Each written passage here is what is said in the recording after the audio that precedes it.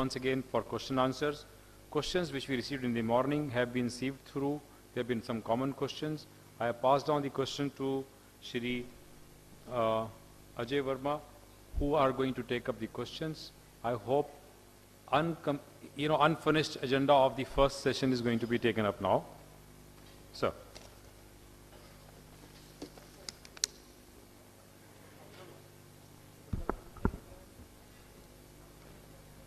From the questions which have been passed on, the concern primarily seems to be on co-ownership or joint ownership of land and its assimilation in land pooling.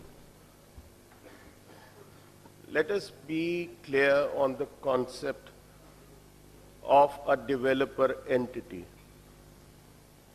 I had clarified in my initial comments that the land pooling agency will be dealing only with a developer entity. A developer entity is proposed to be defined as an owner of the land or a group of owners. Now, to clarify, for gentleman just mentioned a company, society, we are not concerned with that, and we are not going to be concerned.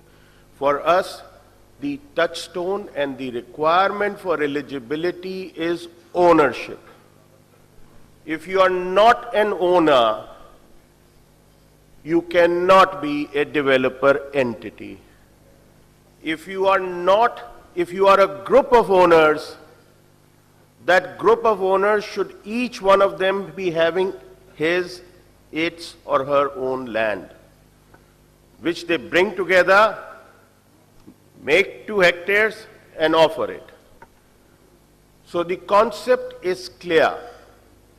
It's owner, number 1. What about co-owners? Joint ownership. All will have to be there. You please understand, you can't have a parcel of land which is owned by 5 and 2 people are coming. For any land development agency, that land is useless. So if a person wants to come with a land which is of joint ownership, it's for them to work out how they would bring the other co-owners around. That is an inter se arrangement between the owners. A land pooling agency cannot be part of getting any owners together or forcing or inducing any co-owner to come. Some questions were put on EDCs and the rate of EDCs, etc. That's a policy decision. I can't answer those questions. But please understand, what is being pooled? What is being pooled is what is agricultural land today, on which you can't do anything but grow crops. It's useless for any other use. The urbanization of that village takes it out of the ambit of agricultural land. A. B. The land use changes as per the layout plan for that area. So what was formerly an agricultural land will now become a land on which there can be residential or commercial or PSP, whatever the use is designated. Some have mentioned here about FAR. What is the FAR of a housing society today under MPD 2021? It is 200. And a question has been put, isn't 400 low? Of course not, it's double. That's the compensation. That's the quid pro quo. In land acquisition, you talk of compensation. In land pooling, you don't talk of compensation in that sense. When it's pure, simple land pooling, there is nothing known as compensation. What, yes, you are doing is, you are giving a person who's pooling his land an incentive in form of extra FAR. You're also giving him land by giving him change of land use and the right to use that. That is the quid pro quo. So I think when the regulations come, they will be balancing the rights and requirements of all concerned. No policy, much less in this country, can ever be satisfactory to all. But the endeavor is that it should be fair to all.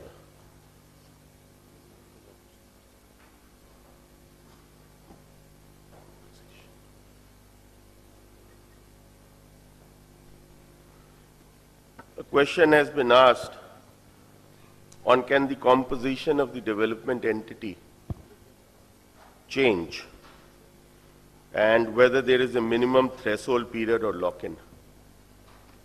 I can't answer this question in totality today, but what I can say is that the proposed regulations do provide that if there is a group of owners coming forward representing itself as a developer entity, it has to be based on an agreement. That agreement, inter se between the group of owners, has to then spell out what are their respective rights, and then we should be able to take a look at it at that stage of time. Please understand, from what I understand of land pooling, it is not a speculative transaction. Those who would be thinking, at least insofar as I'm concerned, that we go, offer a land, take a land share certificate or a provisional development license, apna paisa banao aur nikal lo, I don't think that this policy would be for them. This policy is for a sustainable, sustained development with cooperation of the landowners. And it would require for those who are serious about it to come forward, not speculators. I was discussing with Mr. Sharma yesterday कि high court में हमारे पास वो mobile पे अभी से message आने चालू हो गए हैं कि फलां सोसाइटी का फ्लैट बिक रहा है लैंड पूलिंग का. And these are coming. This is nothing but fraud. So, and I take it in the positive sense. I was telling the vice chairman कि हम कुछ ठीक ही कर रहे होंगे, लोग अभी से बेचने पे तैयार हो गए हैं. So it means we are on the right track, that the policy should be good and should be workable.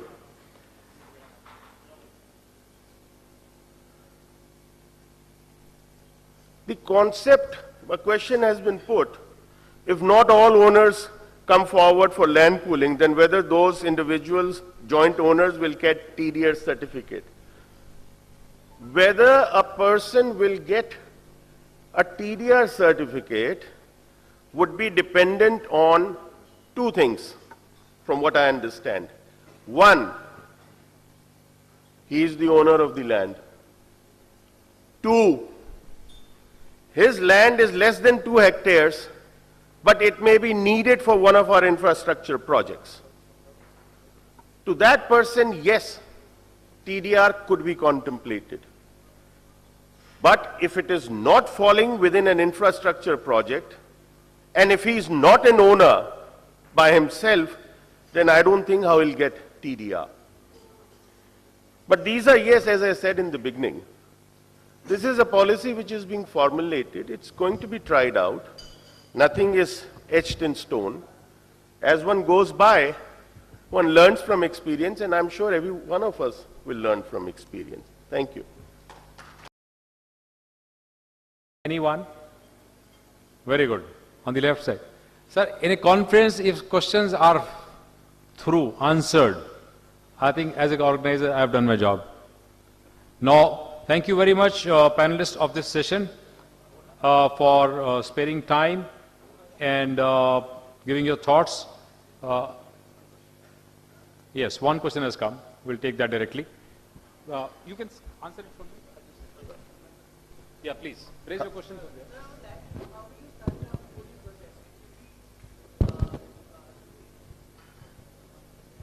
Sir, I would like to know how will you start the pooling process?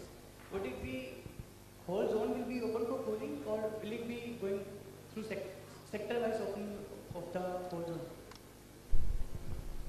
Pooling, when it opens, will be for a zone. Okay. But there would be a minimum requirement that that zone would be divided into sectors. Rusbuzar, correct kar dijiyega. That zone would be divided into sectors. And for each sector, we would require a minimum of 60% of land. So within a zone, it may be possible that we may take up land pooling for those sectors where we get the bare minimum. Because for making the land pooling viable, we have to have a minimum size of land available for carrying out the infrastructure and other things. Actually, sir, my question is that we will be opening for 20 to 20,000 hectares in one. No, it can't be. It would be, when it comes, I would guess that it would be restricted to certain zones, which require and which can sustain at the present time the kind of development which we are contemplating. Am I right, Mr. Risbut? Thank you, sir. Thank you.